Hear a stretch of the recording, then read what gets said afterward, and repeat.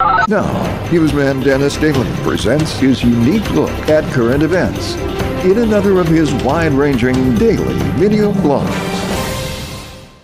Hi, and thanks again, everybody. We all know what a bread baker is. It's someone who bakes bread.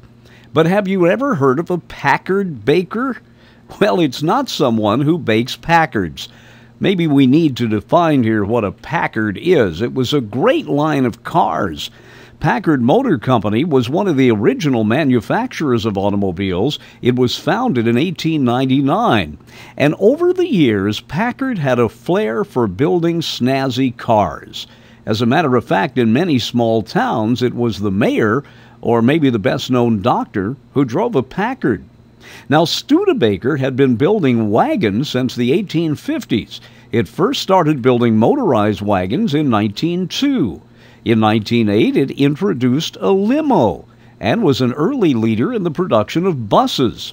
Studebaker's ability to think big was the result of its success in making wagons.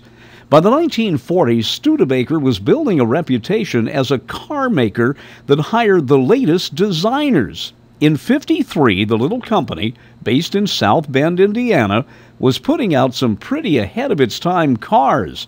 But as more and more long-term employees retired and unions demanded better wages, the pensions became higher and the wages nearly sank the company.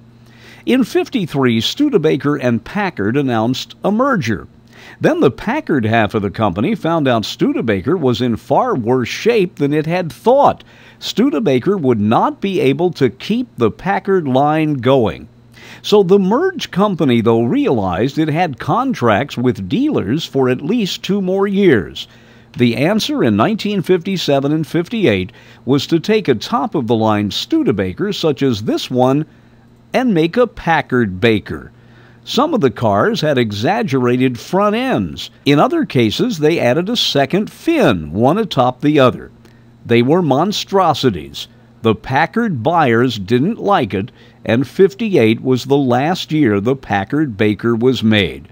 Studebaker then went on to design the Avanti, which even today is considered to be one of the most beautiful sports cars ever made. They stopped making the Avanti in '63 when the Studebaker plant suddenly shut down. But private companies bought the molds, and you'll still see an Avanti or two on the streets.